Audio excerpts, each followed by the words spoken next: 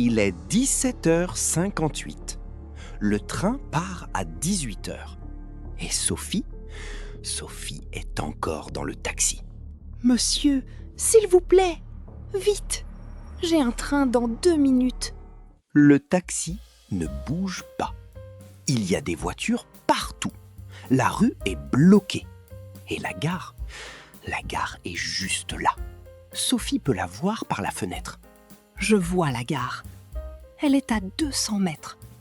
Mais je suis dans un taxi qui ne bouge pas. Sophie prend une décision. Elle paye le taxi, elle prend sa valise et elle court.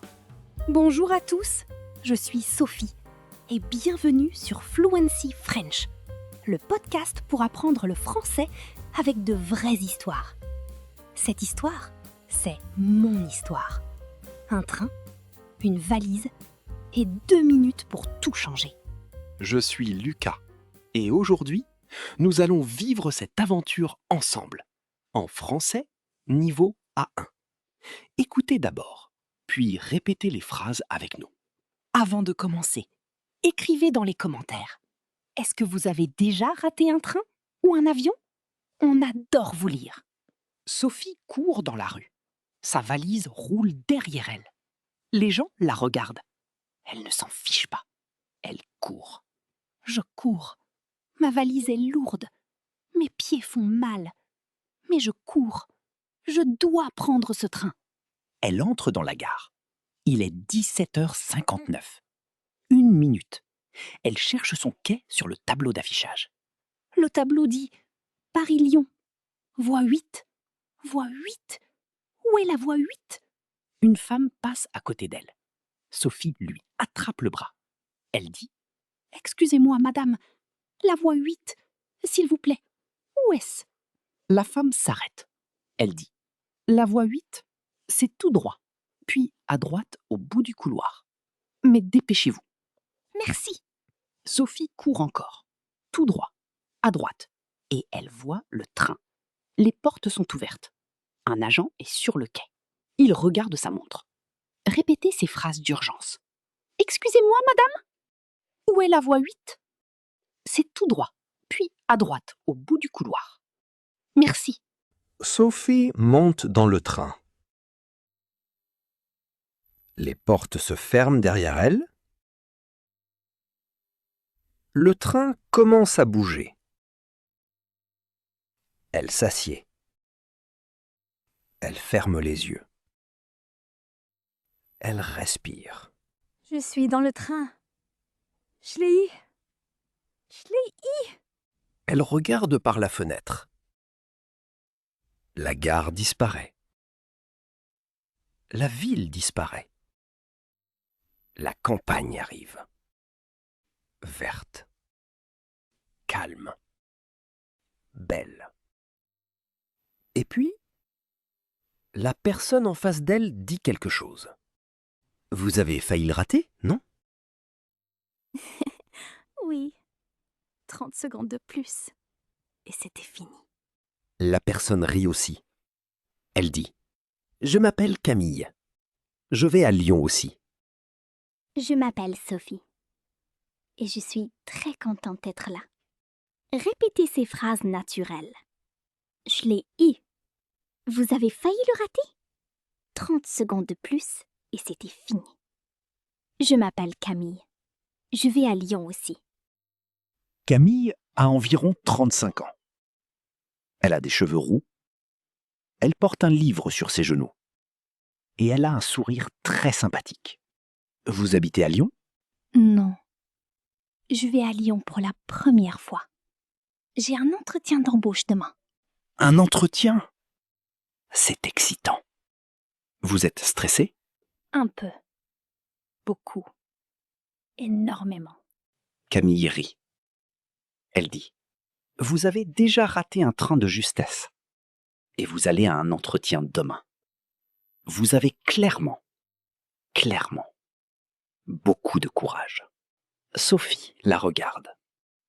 Et pour la première fois de la journée, elle sourit. Vraiment. Répétez ce vocabulaire du quotidien.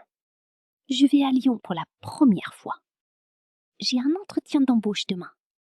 Vous êtes stressé? Un peu. Beaucoup. Énormément. Le train roule. La campagne française défile par la fenêtre. Des champs, des villages, des rivières. Sophie et Camille parlent. Qu'est-ce que vous faites comme travail? Je suis traductrice. Je traduis des textes du portugais en français. Et demain, l'entretien est pour un poste dans une maison d'édition. Camille s'arrête. Elle regarde Sophie différemment. Elle dit « Une maison d'édition à Lyon? Laquelle ?» Les éditions du fleuve. Camille sourit, un grand sourire. Elle dit « Je travaille aux éditions du fleuve depuis 5 ans. Pardon? Oui, je suis éditrice et je connais bien le poste dont vous parlez. » Sophie ne sait pas quoi dire. Elle regarde Camille. Elle regarde la fenêtre. Elle regarde Camille encore. C'est une coïncidence incroyable. Ou peut-être pas.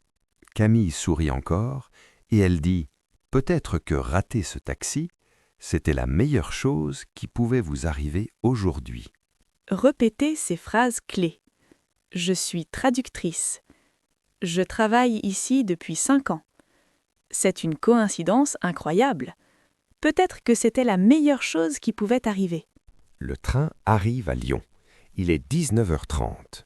Sophie et Camille descendent ensemble. Sur le quai, Camille se retourne vers Sophie. Elle dit « Voici ma carte. Demain, si l'entretien se passe bien, venez me dire bonjour. » Merci Camille. Merci pour tout. De rien.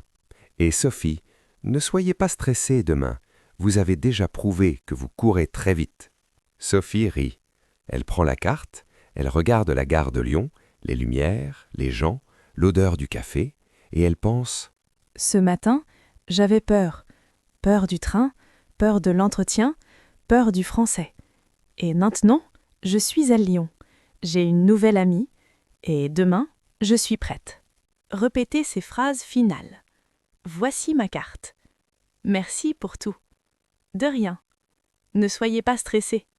Je suis prête. Ce soir, Sophie n'est plus la même personne qu'à 17h58.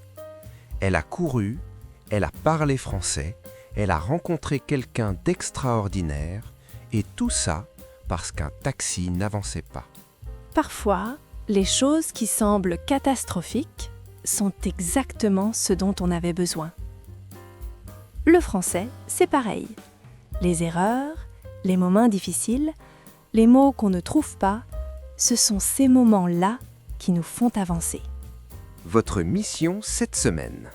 Pensez à un moment difficile qui s'est transformé en quelque chose de bien et racontez-le dans les commentaires en français. Même avec 3 mots, on est là pour vous lire. Et si vous avez aimé cet épisode, mettez un like, abonnez-vous à Fluency French et partagez avec quelqu'un qui apprend le français. À très bientôt sur Fluency French. Au revoir et bonne chance pour tous vos trains.